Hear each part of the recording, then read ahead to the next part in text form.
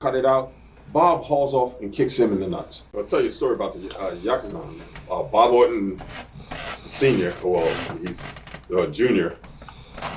He was in Japan with me on a tour. We were down in Kyushu, which is big for Yakuza Center. They promoted this show.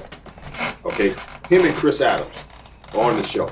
So now we do the show. They took those guys out to eat for dinner across the street from the hotel we're at. So I come out, I look out. He tells the best stories. I see Chris Adams throw this guy with a judo throw on the ground. Well, his brother was Neil Adams, was the world champ in judo, and he was an Olympic medalist.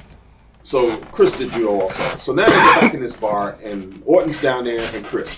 So now Chris is wrist wrestling this guy on a glass table.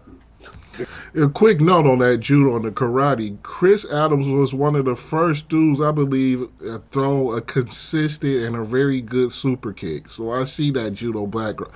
Go ahead, Bad News. I'm sorry, they break the table, right? They get into a scuffle. The head guy that promoted the show was the Godfather in that town. He comes over and he says, "What's going on? Cut it out." Bob hauls off and kicks him in the nuts. The guy goes down. So now I don't know this is going on, right? I'm in my room watching TV, go to bed and everything. I come downstairs, we're getting ready to leave, go to the next town. The lobby is full of Yakuzans. There's about 50 of them there. They're looking for Orton.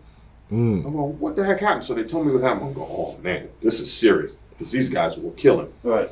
What happened was the office found out what he did. They made him pack his clothes that night. They shipped him off to Tokyo.